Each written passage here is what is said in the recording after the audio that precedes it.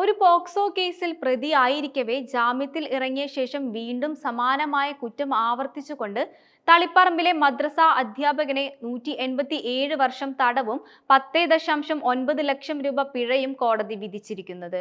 സ്വർണ്ണമോതിരം നൽകി 16-കാരിയെ പീഡിപ്പിച്ച കേസിലാണ് ഉദയഗിരിയിലെ കക്കാട് വളപ്പ് ഹൌസിലെ മുഹമ്മദ് റാഫിയെ ശിക്ഷിച്ചത്. തളിപ്പറമ്പ് പോക്സോ കോടതി ജഡ്ജി ആർ രാജേഷ് ആണ് ശിക്ഷ വിധിച്ചത്. 7 വകുപ്പുകളിലായാണ് ശിക്ഷ. പെൺകുട്ടിയെ ലൈംഗികമായി ദുരുപയോഗം ചെയ്തതിന് 50 വർഷം തടവും 5 ലക്ഷം രൂപയും പിഴ വിധിച്ചു. മറ്റു വിവിധ വകുപ്പുകളിലായി 137 വർഷം തടവും 5.9 ലക്ഷം രൂപ ശിക്ഷയുമാണ്. ശിക്ഷ ഒന്നിച്ചനുഭവിച്ചാൽ മതി എന്നതിനാൽ 50 വർഷമാണ് തടവിൽ കഴിയേണ്ടത്. മുൻപ് 11-കാരിയെ പീഡിപ്പിച്ചതിന് ഇയാൾ 26 വർഷം ശിക്ഷ ലഭിച്ചിരുന്നു. ശിക്ഷാ കാലയളവിനിടെ ജാമ്യത്തിൽ ഇറങ്ങിയപ്പോഴാണ് 16-കാരിയെ പീഡിപ്പിച്ചത്.